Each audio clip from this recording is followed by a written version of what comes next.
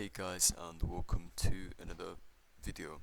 So I know in terms of activity, I've not been too active with videos, and it's mostly because of ever since Type Soul died, I guess there's not been great content on Roblox games. A lot of Roblox games have just kind of fell off, died, whatever.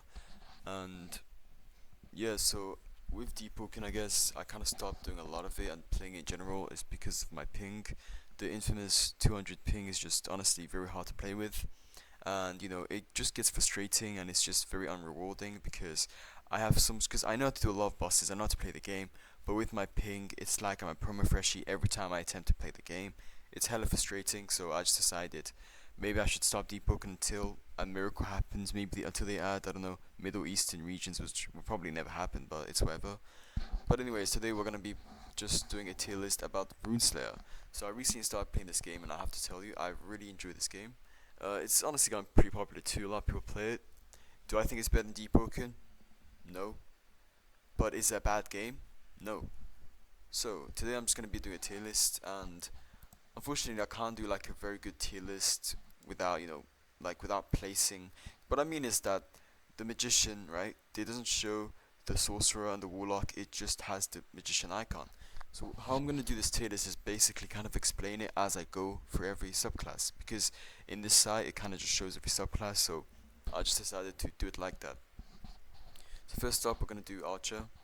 The Archer has two subclasses, which is a Beast Tamer and a Sharpshooter. Beast Tamer has passives, which is Alpha Predator, which allows you to tame beasts. This means is that you're able to tame beasts that people without this class can't. So mud crabs, crocodiles, and adult spiders, and probably many more in the future when they add even bigger beasts and stuff, which is just very good class honestly. And when you're on your beast, you have increased movement speed while running amount, which is also very good. You also have this move called Feral Strikes, and you can basically heal your pet in proportion to the damage inflicted, which means that it does drain 30 focus, but this basically just means you can heal your pet somewhat, as it's basically carrying your damage, I guess you can say. And so overall this class is very good, very meta for both PvE, PvP, it's kinda crazy. And now let's talk about Sharpshooter. So Sharpshooter, the passive is your ballistic shot has chance to fire 2 arrows. Your basic ballistic shot is one of your moves, so we'll just go talk about them now. So your Dragon Piercer, which drains 35 focus, is a powerful supercharged shot capable of piercing even the tough skills of a dragon. That sounds very OP. I've seen it in action as well. It does hella damage. Sharpshooter, you might be missing out on Beast Tamer, but I gotta say, Sharpshooter's damage is kind of unmatched. So this is good for also PvE and PvP. And your ballistic shot, a powerful supercharged shot capable of, it basically has the same description. Both are very powerful. This just takes more focus. And Archer is actually a very, very solid class. I think it's mostly recommended to be with Elf, but in general, this can really just be with anything. It doesn't matter in general what race you use for anything. It's just all about what might just be better with synergy and all that. If you guys want, and you can ask me if you want me to make a video about synergies and subclasses, what's best with every class. I will do that. Just ask in the comments. Okay, so I'm just gonna do the tier list now of this. I'm just gonna put Archer honestly in S because both classes are very good. PvE, PvP, you can't go wrong with this class at all. So let's move on to the next class, which is the Warrior subclass. Personally, Warrior, I don't know too much about it, but I also do. And in a sense where Berserker is definitely the best class to use, Knight is not the worst, but I'd say Swordmaster is probably the most boring.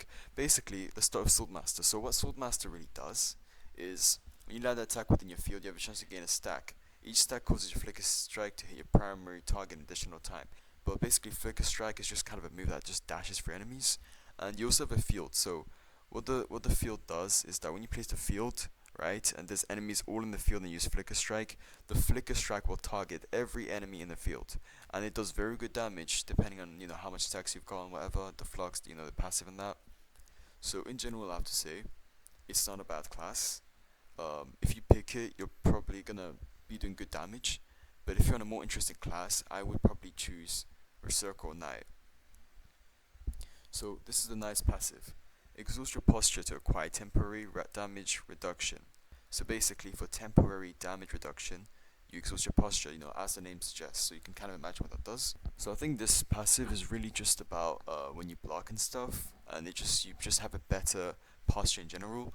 but obviously it's breakable, it's not that OP, right? And so actives, which I'm assuming is your skills.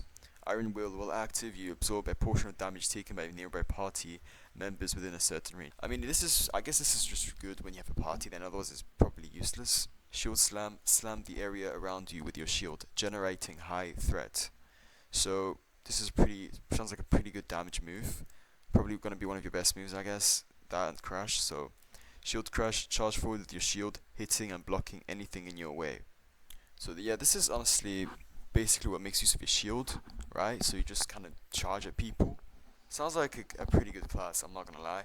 I would probably pick, honestly, if I'm being honest, I think Swordmaster and this are kind of at the same level. I was saying, oh, this is probably the worst, but now that I really read this, honestly, unless you have a party, I would say this is probably even better, but I would put these at the same level, so I probably don't recommend these, but I would recommend Berserker. Now let's talk about it. First passive for Berserker is Blood Craze. After killing an enemy, you gain 25 range and 30% movement speed for 8 seconds. So basically, it's kind of like a speed boost, I guess, after killing an enemy, and you do gain Rage, which we'll see what Rage does. And for 8 seconds, that's actually kind of massive, low-key. Honestly, I'd say this is better than all these two passives just like that. It's that good. And now Rage, a resource hastened by Berserker skills, generated through the heat of battle.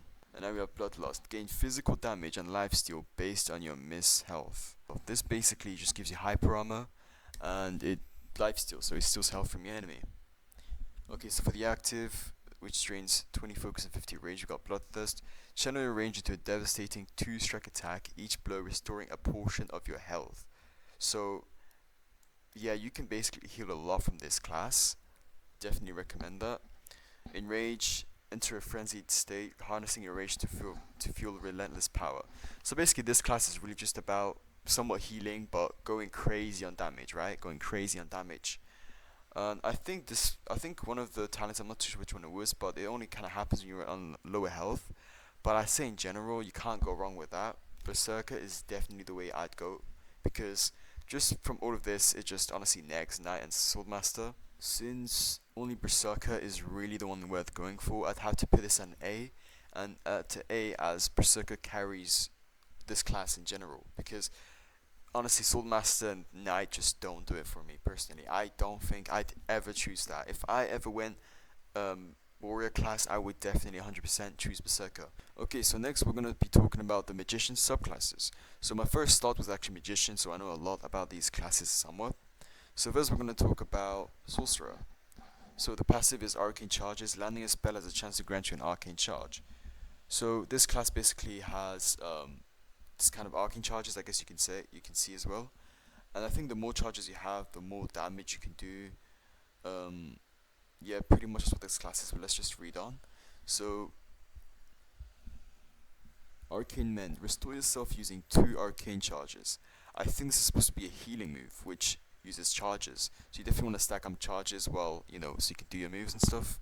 And I think charges are gained from attacking enemies, and there's a chance to get a charge or a chance to not get it, which is not hard to get in general, because if you're going to be hitting an enemy multiple times, you're either going to be getting a charge or not, which is absolutely fine. So now let's talk about the active. Arcane Explosion.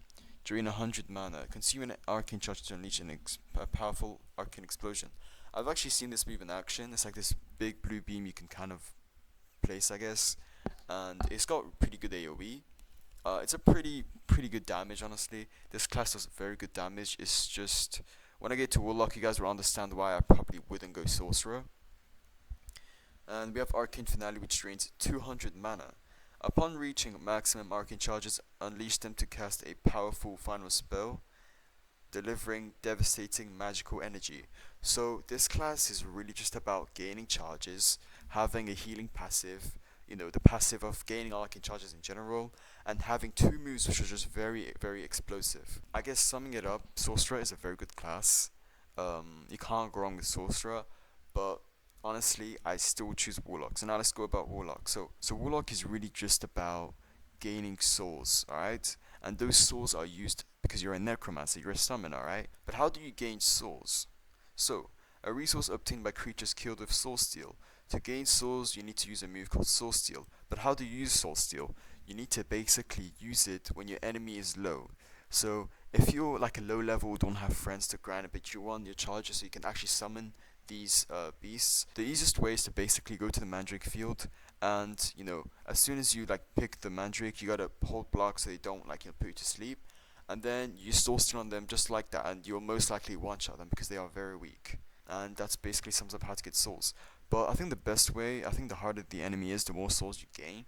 So if you're like a very pro, or you're with people that are very good, I would say do a basilisk, and when it's very low, the basilisk boss, you basically want to soul steal it. So you can see the health bar, boom, it's low, soul steal, and you start getting a good amount of souls. I'm not exactly sure how much, but I've just been told this. Soul link, your demons will take a portion of your damage taken. So say you're being targeted instead of your demons, right? Because you just summoned them like mid-battle, right? They will be taking some damage that you should be taking. Say you take a large amount of damage, right? They'll share in the damage so that you don't like immediately get one tapped or anything like that. So how to use Warlock though is, I would give this tip because this is very useful. You guys are going to need to know this before you choose Warlock.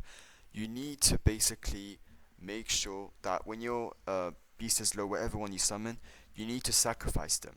By sacrificing them, you gain back the exact amount of souls, and you can keep spamming this. There might be a bit of a cooldown sometimes if they're low or whatever, but always make sure you sacrifice when they're low, so that you gain, say you sacrifice the Fiend, you will get 75 souls back. If you sacrifice an Imp, you'll get 25 souls back.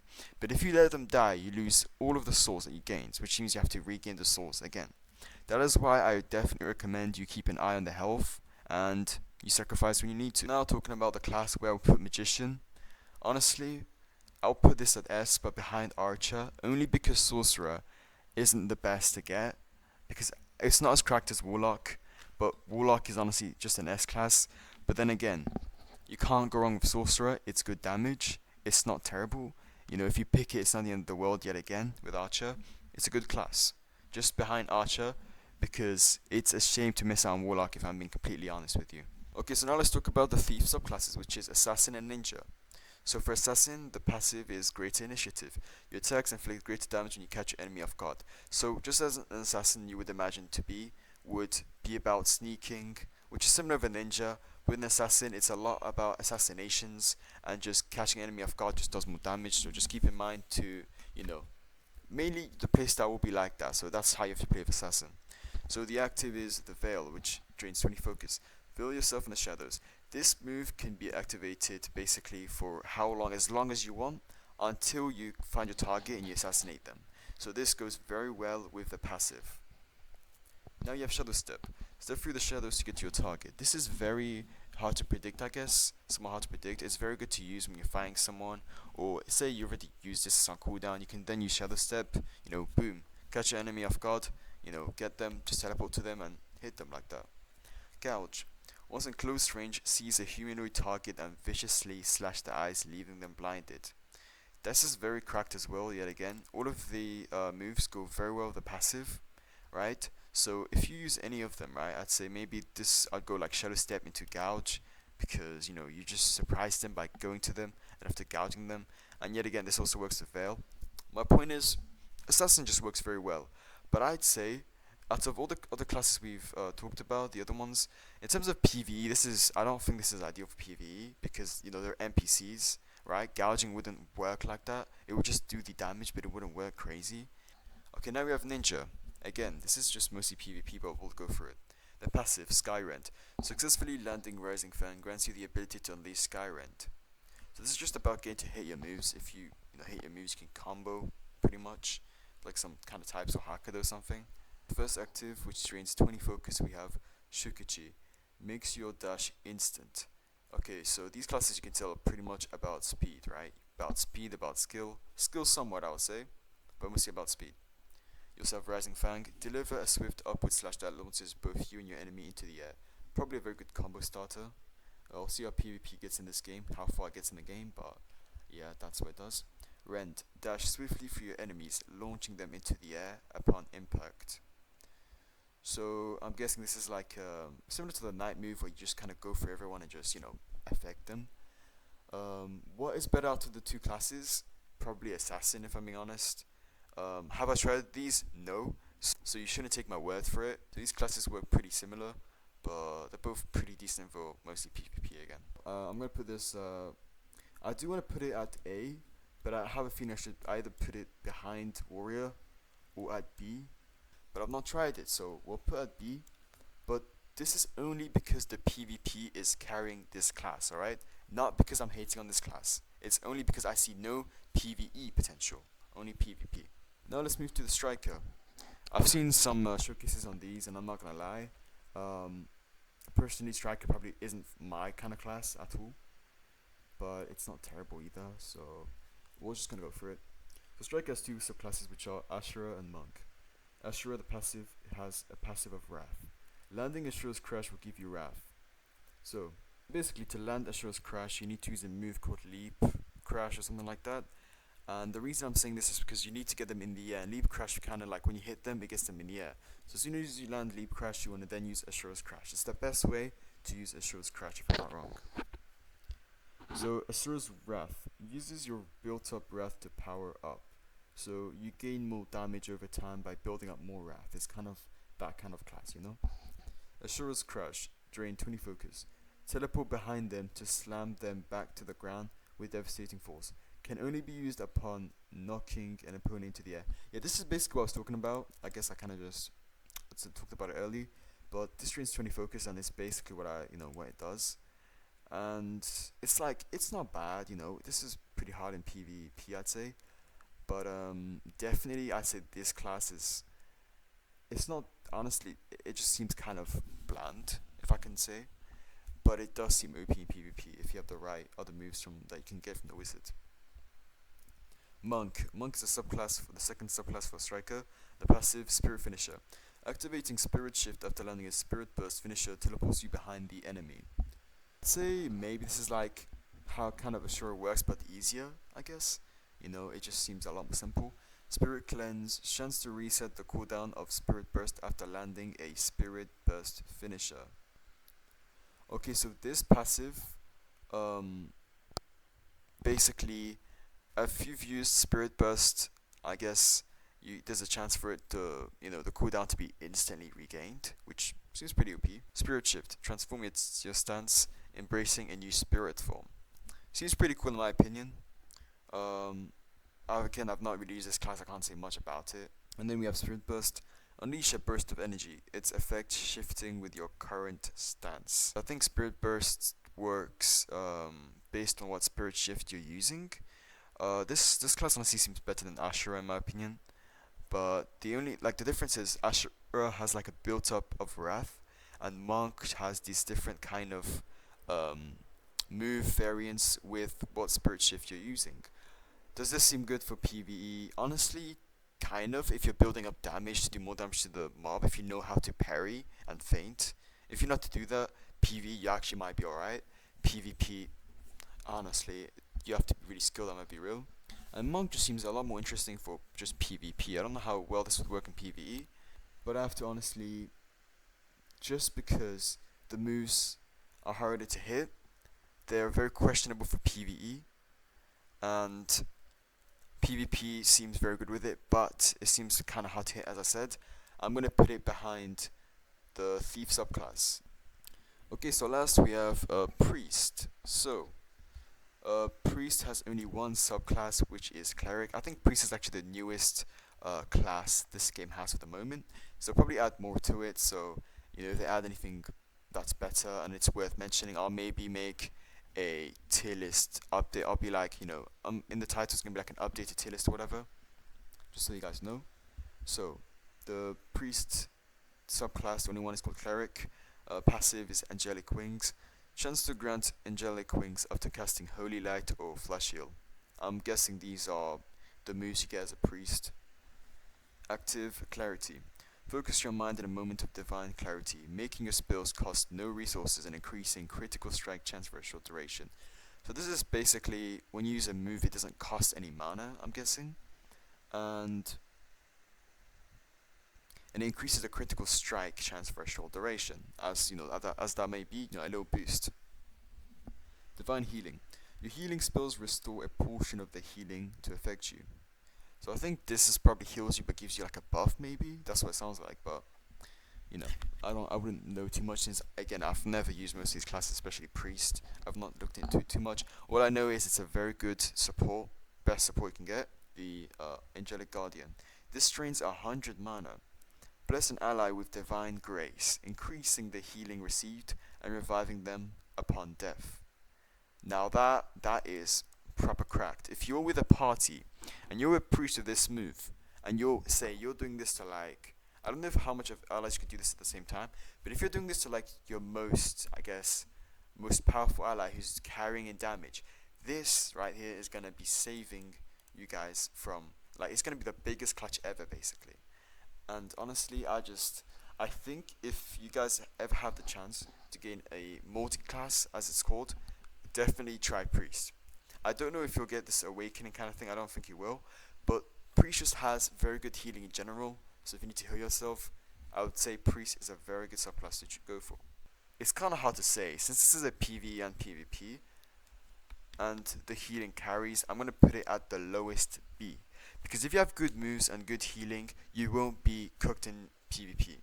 Alright, if this was a PvE tier list, this would go at a or S, but we're going to put it at the far B because, again, this is scaling on both types. So yeah, this is going to be at the end of the tier list. Hopefully the video wasn't too long. Okay, I've been recording for like 30 minutes. Maybe it's going to be a bit long, I apologize. But hopefully it does help you guys decide what kind of classes you want to go for in general. If you guys want me to make like a specific PvE, PvP, feel free to ask. Feel free to ask if you guys have any good ideas that I could make as content for you guys to have. But yeah, this game honestly is pretty peak. Hopefully y'all enjoyed this. This game is very worth trying out. And that's gonna be all. I'll see you guys on the next video.